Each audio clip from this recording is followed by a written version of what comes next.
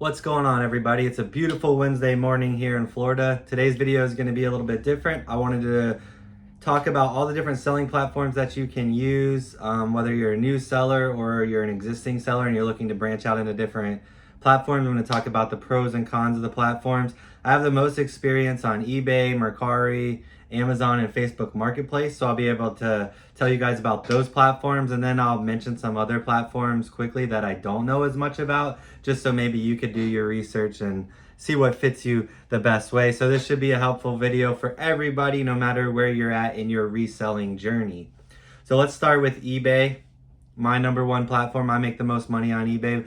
My business thrives on there, so we'll start with there. And I've been selling on eBay for about 11 years. I have over 30,000 sales on that platform with my existing account ever since I got my LLC and resale certificate. So I have a lot of experience on that platform, and I'm the most well-versed on eBay. So first we're going to talk about the pros. eBay has global reach. You can have international sales, which is great. You're not just selling to the people inside the United States. And a lot of times people in other countries will pay a premium more than maybe somebody around here would pay for something. So you get a lot of international sales, and eBay has a global shipping program. And it's just such a great thing. It's one of the best things they've ever implemented. So like if I'm selling things globally and something's going to England, for instance, like I just had an instance last week where I shipped an item out and they told me they didn't receive it. I told them that eBay assumes all responsibility for items after they leave the United States to contact eBay. They got a full refund and the money didn't even come out of my account. So that's great. You can have international sales without the liability, because when I first started on eBay, I would ship a lot of things overseas myself, doing my own shipping through USPS. And I lost a lot of packages that way, and it was very frustrating coming up. So they've kind of made the global shipping program to help curb some of those problems that they used to have. There's a huge customer base on eBay, the number one platform for secondhand goods in the world. It's just a great platform. A lot of stuff sells very quickly. You get a lot more views on there than any of their platforms we're going to talk about today, except for Amazon. But not every item can be sold on Amazon. So for most of the items that you and I are selling, especially if you're a person that's sourcing at yard sales and thrift stores and flea markets and things like that, eBay is going to be the number one platform for you. They have a very good payment processing system, which is another thing they've implemented. It used to be mainly PayPal, but now they have their own processing system. You could still use PayPal if you like, and it's a way to like accept payments, I guess. But they basically collect all the money for you, and then you can choose to have daily payouts or weekly payouts or monthly payouts. I opt for weekly payouts because there's always money sitting there, and every shipping label I print, every return I get and refund, it all comes out of like the banked money I have on eBay. So it basically works as working capital, but then every Tuesday I get a payout. So that's working out great for me and my business model. There's a lot of seller perks on eBay. This is another pro. Now, to access a lot of these perks, you have to have a subscription. But honestly, when I first started on eBay, like literally the first month, I got a subscription. A lot of people wait till they max out on whatever they can to go to the next level. But I always like wanted to push myself to grow my business. So I started out with a store subscription immediately. And my main goal was to max out everything I could and get to the next level subscription. And that's what I did. I went through all the channels, and for a while I even had an anchor store. But right now I have a premium store, which gives you like 1,000 free listings a month and a number of other things. It might even be more than 1,000, I'm not sure, but that's what's working out the best for my business model right now. Another pro with eBay, and this is actually true with a lot of other platforms, and even if you're shipping your own thing, you could use Pirate Ship or ShipStation and things like that. But what I was gonna say is you get a discounted shipping rate on eBay. So a lot of times I'll be shipping like a UPS label, or I'll be shipping an item that's going through UPS, and say the item says the retail value for that package to be shipped would be $20. Well, it'll say that I get like a 60% discount and it costs me like $8.50, right? Okay, so now we've talked about most of the pros. I'm sure there's a lot of other positives with eBay, but those are the first things I could think of off the top of my head. Now we're gonna talk about some of the negatives. And just before we get into the negatives, basically the average fee on eBay is about 13.5%. Now, if you wanna do like advertising and things like that, there's usually some other fees like roped in there. So you might want to just basically say a flat 15% is about where you're going to be as far as fees. So for every $100 that you sell on there, you should put about 85 in your pocket. Now let's talk about the cons of eBay, the negative things about eBay. There's a harder learning curve on eBay. It's a difficult platform. It can be hard to learn. There's a lot of scammers on there especially when you first start out, right? So me, I have a very well established account. I have almost 10,000 feedback. I never experience scammers. They tend to target new accounts. So if you're just starting out on eBay, I'm sure you're experiencing some of these things where people are like, hey, contact me directly at this phone number, or here's my email address, contact me this, or here's my WhatsApp, text me on WhatsApp. There's people in other countries and they just prey on new accounts when you have 0, 1, 2, 5, 10 feedback. They look at you as a new account and then you're a target to them. So basically the only way to curb that is to just basically keep telling these people that you know what they're doing, that it's a scam, that you have to keep all your business dealings on eBay. If they want to make the purchase, they need to purchase through eBay. That's going to give you the seller protection. But there's a lot of red flags when it comes to these scammers, and you just got to learn what the red flags are, right? You want to just don't try to take shortcuts and make sales off the platform, because that's what's going to get you dealing with a scammer. You're not going to have the seller protection, and you're going to lose your money, and you're going to lose your eBay account. So I know I spent a lot of time talking about eBay, but like I said, that's the most knowledge I have. I'm most well versed in that, and that's where I have the most experience. So next we're going to talk about Mercari. I've been selling on Mercari for about 3 years. I have quite a bit of experience on there. I've sold like well over 1,000 items on there, but it's more like a side hustle for me. I'm not working on there every week. Sometimes I'll go a couple months without listing, but I do have a few hundred listings on there, and it's mainly things like I don't want to sell on eBay. Like I bought a huge autograph collection and everything seems to be authentic, and I've sold hundreds and hundreds of pieces on Mercari with no backlash. But since they don't have certificates of authenticity, I'm reluctant to list those items on eBay and then put my eBay account at risk. So I've been selling those on Mercari and it's working out well. And then, you know, like I sold a tuner module thing for a Ford Raptor that you can't sell on eBay because they don't allow you to sell items that modify an engine or something like that. There's some kind of rule. So once you learn different eBay rules, you can find out what items that you can't sell on eBay, and then you know you can have Mercari or another platform to use for those kind of items. But let's get right into it. The pros of Mercari. It's a very simple user interface. Like if you're first starting out, I definitely recommend on your reselling journey, maybe open up a Mercari account to get your feet wet, because you can start an account and 5 minutes later be making a listing. It's the most easy user interface. When you go to make a listing, it's like title, description, shipping. You know, the shipping might be the hardest part, but it's simple. You just type in the very basic information they ask for and you can make a listing like that. It's such an easy user interface, so very good for starting out.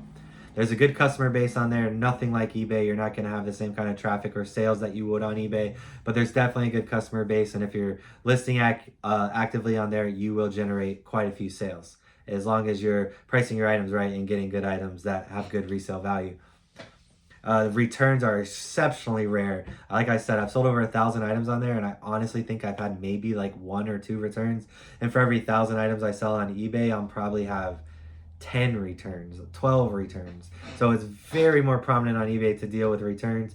And for some reason, the customer base on Mercari, they just do not return items. Or, you know, I don't know what it is, but I rarely get returns or complaints on there, which makes it a breeze, because the biggest frustration in reselling is dealing with angry customers or people that you feel are being unreasonable. One of my favorite things about Mercari is that you can promote items on there, right? So one of the cons of eBay that I failed to mention is it's such an algorithm based platform. Like if I'm not actively listing on there, or if I go on vacation, my sales will start to take a dive because I'm not listing things on there and I'm not being super active, and the algorithm like senses that and starts to slow down the traffic to my store, right? Or if I have like a negative feedback, or if I have like 2 or 3 returns and like a 3 or 4 or 5 day period, like just gets returns stacked up, all those things affect the algorithm negatively on eBay to where it affects my seller performance. But I don't see that on Mercari. I don't feel that on Mercari. And another good thing about Mercari is you can actually bend the algorithm into your favor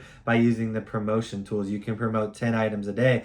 So if I have 100 items listed, I could go in there and promote 10 of them. And what it means by promote is it drops the price by about a little less than 5%, I think. So if I have an item listed for $100 that's not selling, and I had it on there for a month and I want to promote it, it'll lower the price to say like $96. and it'll bring my listing up to the very top as if it's a new listing. So anytime I go on Mercari, I can promote those 10 items in a day, and generally I'll notice I get some more likes on those items because they're getting more exposure by me doing the promotional tool, and oftentimes one of those 10 items will sell that same day I promote it. Mercari's great. They hold your money for you, but you can cash it out as soon as you like. So it's easy to get your money out. It's tied to your bank account. It's usually like 2 or 3 business days, but oftentimes I think I have it like the next day or the day after that. So they get the money to you rather quickly. And I would say eBay's the same thing. But on eBay, when you first start out a new account, they could hold your funds. And if you're experiencing that, it's just temporary. You need to keep listing, keep selling, and just let them hold your funds, and they'll release them to you after the item's been marked as delivered and things like that. But once you've been selling for a couple months and have a good track record, all those things will be lifted off your account and you'll be able to freely sell. Now, the only con I can think about with Mercari, which says a lot about the platform and how it's laid out and how good it is and the sense of reselling, the only con I can think of is there's not as many people as, say, like eBay or Amazon. You're not going to get the same amount of traffic. You're not going to get the same amount of sales. No matter how much work you put in, it will not generate that kind of traffic for you. So you're going to have to work hard to get those sales on the platform, and you're going to have to use the promotional tools, and you're just going to have to actively list on there if that's the platform you choose to do the bulk of your selling on.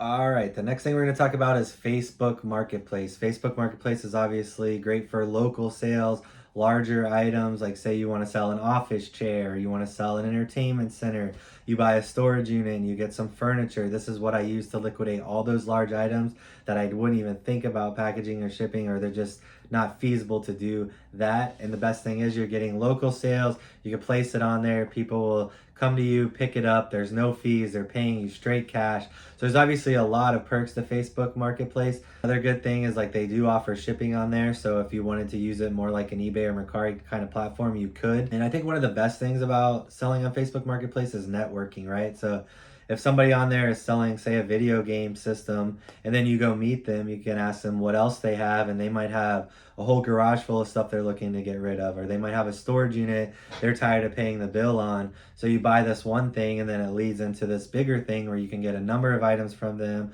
or you can buy out their storage unit, or they can take you to this estate that they're trying to liquidate, and you can help them with that process. And you're meeting people locally that are tied into the reselling market potentially. So it's definitely good for networking, meeting people in your area that kind of have similar interests to you. Cons of Facebook Marketplace, the obvious one are the scammers. And this is why I don't really sell on there very much, because nearly everything you list, you're getting these crazy messages from people that are making fake accounts, and their whole idea is just to scam you, and it becomes very frustrating. It becomes a huge waste of time.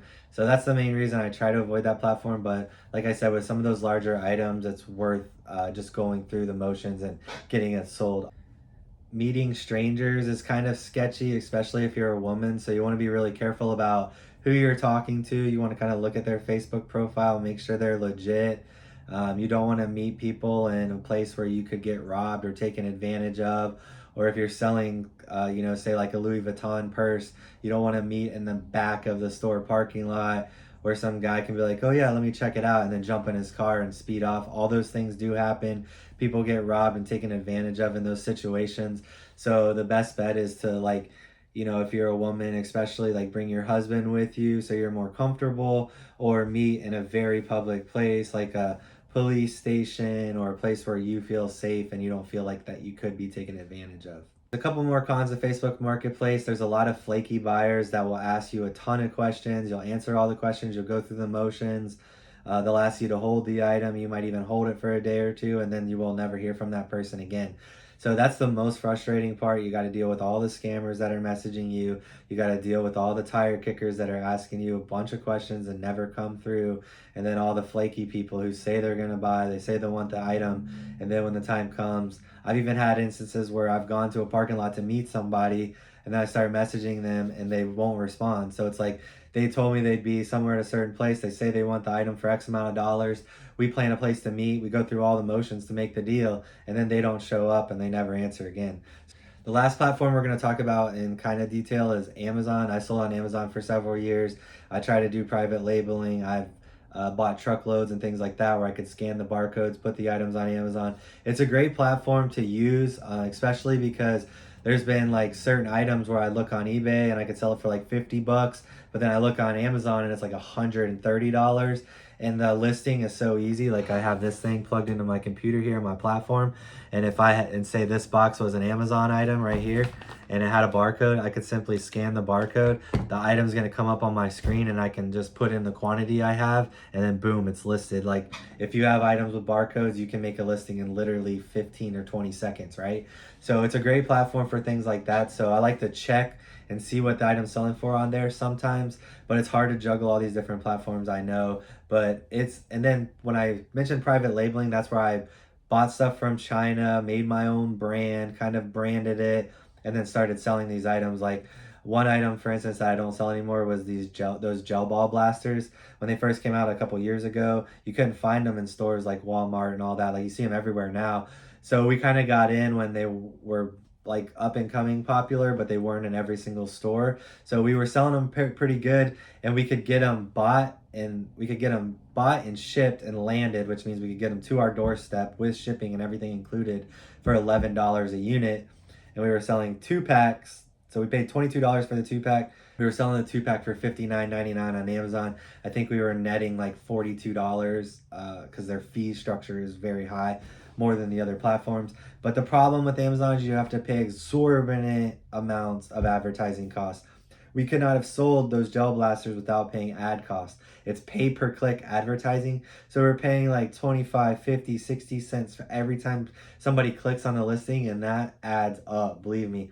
And sometimes you get 100 clicks on an item, which could be $60 in ad revenue, and you might generate 1 or 2 sales, which is only $60 or $120 in revenue. So some months we'd have $2,000 in revenue and $700 in ad fees. So our margins were very, very small. So it becomes like a volume game on there. If you want to use that kind of structure, you have to be the kind of person that's buying like pallets or cases of this stuff from China, and you're inventorying hundreds and hundreds of pieces, and you're hoping to sell 10, 20, 30, 40, 50 items a day. And there's some people on there that sell hundreds of items a day once they scale their business.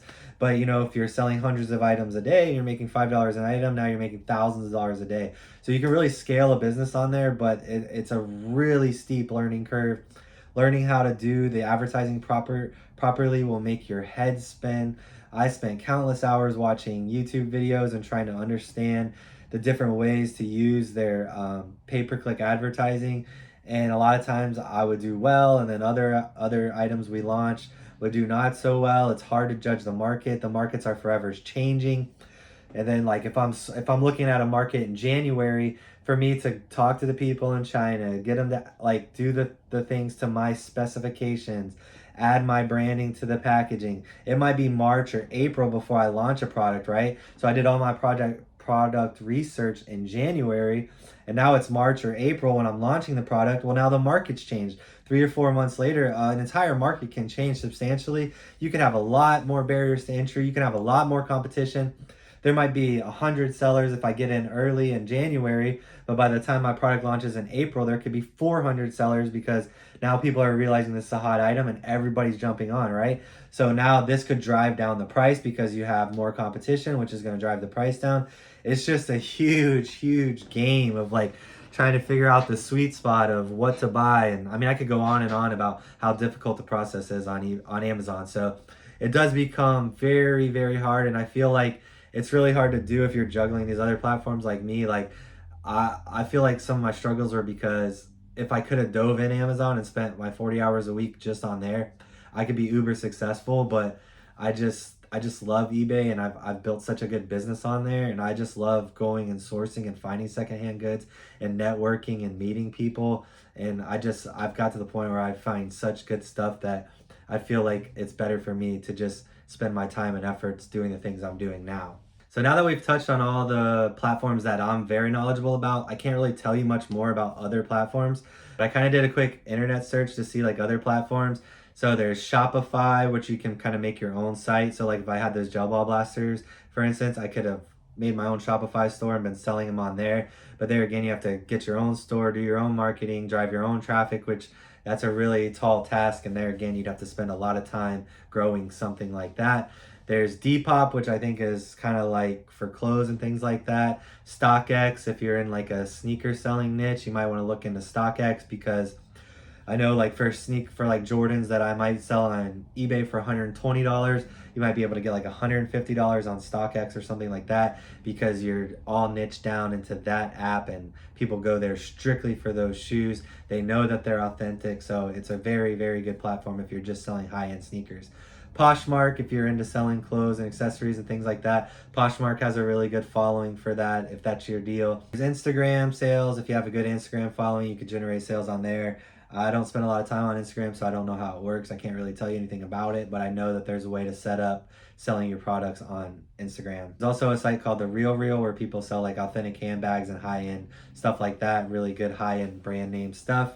And I know there's a number of other reselling platforms that I'm not mentioning, but those are just a quick few others. And if you want to look into some more, you can obviously do that. But that's all I got for you guys today. That video was packed with information. Sorry this video ran long, but I wanted to touch on those different platforms. I know a lot of people that are getting into reselling, they don't know where to start, they don't know what to do. If you have any specific questions, just drop a comment below. I'll do my best to answer you, or one of the other YouTubers will, give you some insight as well. And if you guys have anything that you could add to this video to give somebody else some help, do that for me, because that's the reason I started this channel. I want to help other resellers grow and scale their business, and kind of give you guys information, show you the way I do things, and maybe that'll help you kind of like mold your business in the way you like to. And it's cool to follow other people. I do it as well on YouTube, and just pick up little things along the way of how other resellers are doing it, and see if it fits your business. And I've modeled a lot of different things I do in my business off like stuff I picked up in these kind of videos on YouTube. So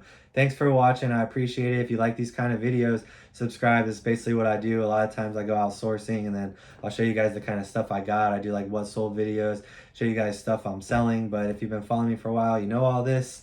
And I got to get to work. I have a lot to do today, and I spent a lot of time just sitting here yapping. So I got to get to work, and good luck with your sales. Until next time, peace.